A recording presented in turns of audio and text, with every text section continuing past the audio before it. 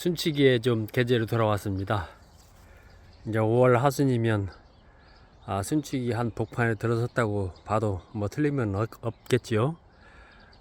이 나무처럼 이렇게 좀 순들이 지금 이렇게 올라와 있는데요. 이 나무를 보면서 그 옆에 있는 나무를 좀 손질을 좀 하고 있습니다. 어제 손보다 만 나무인데요.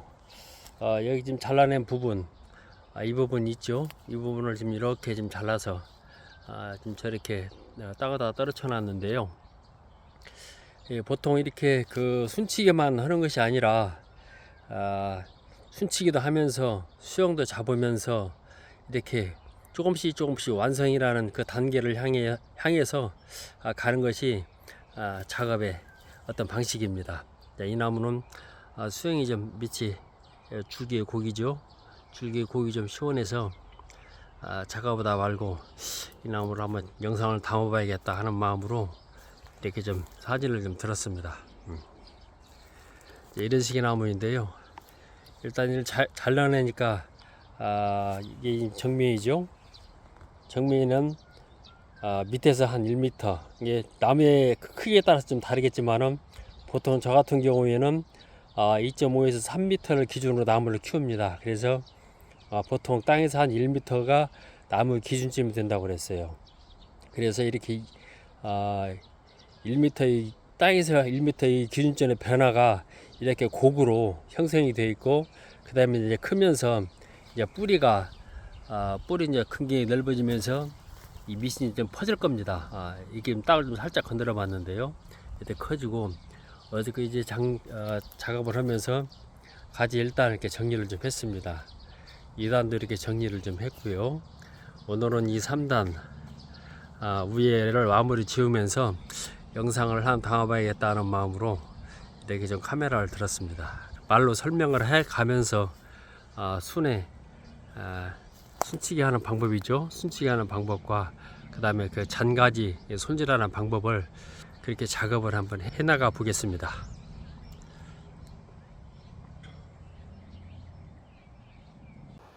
자, 우선 가지를 좀 섞겠습니다. 잔가지죠. 잔가지도 섞을 때에는 이 줄기 안쪽에서부터 이 밖으로 나가면서 부채살이 퍼지듯 그렇게 정리를 해주면 됩니다. 이렇게 보면서 겹친 가지, 그 다음에 포개진 가지, 이런 가지를 정리해 주면 되는 거죠. 여기에도 보면 위와 아래와 가지가 있는데, 이런 경우는 저 같은 경우는 위를 살리고 밑에를 좀 제거를 하겠습니다. 이렇게 해서 겹치는 부분들을 없애주면 되고요. 그 다음에 가지에 이 가지 크기를 넓히는 걸 빵이라고 그러는데, 이 빵을 키우고 싶은 사람은 이 순의 크기를 정도로 가늠을 해야 되겠죠. 이 빵을 키우고 싶은 사람은 이 순을 제거하면 안 되고, 내가 필요하는 정도에 따라서 크기를 내가 조절을 하면 됩니다. 완전하게 중간에 완전 제거해서 이 크기를 좀 작게 해야 되겠다 할 때는 순을 바짝 잘라야 되겠죠. 이런 식으로 작업을 해주면 됩니다. 그래서 이제 이렇게 작업을 하고요. 해 가면서 저 같은 경우에는 이 가지가 좀 살짝 올라갔기 때문에 이 가지를 끈으로 좀 내릴 겁니다. 그래서 일단 작업에 끈으로 내렸을 때 그 어떤 형태를 기준으로 해서 이렇게 가해주를 하는 거죠. 그러니까 옆으로는 퍼지고 위에는 크기가 필요 없으니까 순을 다 짚는 겁니다. 그래야 이 잔잔한 가지가 바로 입으로 나오는 거죠. 이렇게 해서 지금 이제 5월 하순이니까 이때는 바로 이제 입으로 이제 핍니다. 그래서 이렇게 정리를 좀 해주고요. 그 다음에 이제 이렇게 가면서 이 줄기에 가지가 가늘 때에는 내가 늘 얘기하는 것처럼 희생지를 달고 가야 됩니다. 희생지를 달고 가서 남의 굵기를 굵혀야 되겠죠. 그래서 이렇게 모든 가지가 있지만은 희생지도 이 중간에서 이렇게 잡는 것보다는 이 끝순에서 잡아서 하나를 별도로 빼는 거죠. 그렇게 해서 쭉 달고 가면 나무가 순치기 하는데 뭐 전쟁에 큰 뭐 어려움 없이 이게 가는 때가 요즘이 아닌가 이렇게 생각을 한번 해봅니다. 이렇게 해서 장가위로 이렇게 순을 상순에 올라간 것을 싹 정리를 해주겠습니다. 이렇게 해주고요. 겹치는 부분이 있으면 또 잘라주고요. 이게 이 가지 하나가 한 가지씩 쭉쭉 뻗어 나가야 된다는 얘기죠. 부채살 우리가 아시죠? 부채살 이렇게 퍼져 나가는 것처럼 그렇게 해주면 된다는 얘기예요.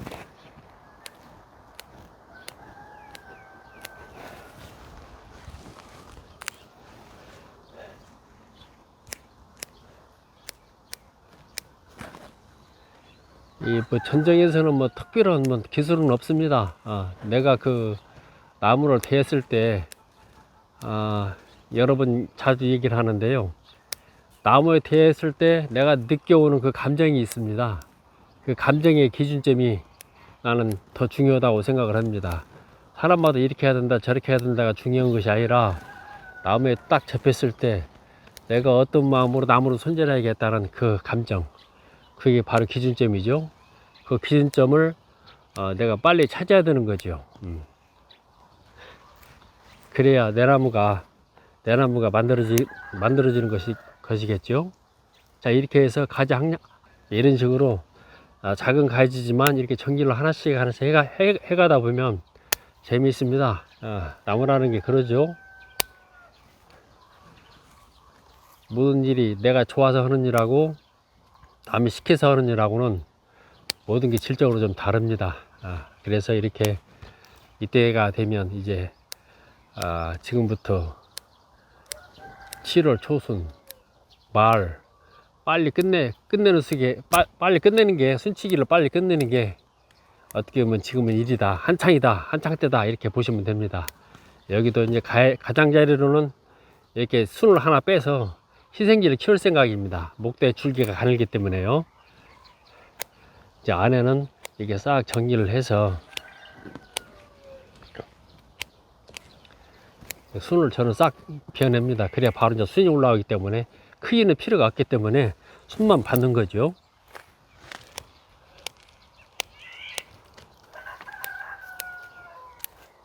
자, 이렇게 해서 한 가지 작업이 좀 끝났습니다. 이 가지는 이제 이렇게 지금 가지가 좀 쳐져 하늘로 좀 올라갔기 때문에 끈으로 유도를 해서 이렇게 수평으로 땅에서 가지를 봤을 때 수평으로 이렇게 맞출 겁니다. 이 작업까지 보여드리겠습니다.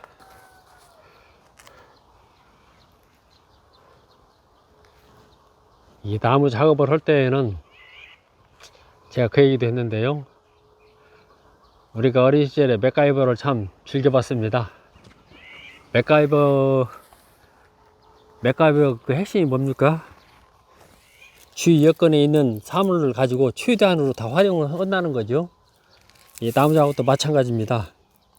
그런 작업을 할 때 주위 여건에 있는 거, 내가 필요한 것들을 늘 활용할 줄 아는 그런 게 필요합니다. 뭐든 다 준비해서 가면 좋겠지만은 그게 쉬운 일이 아닙니다. 우리 인생살이도 마찬가지죠.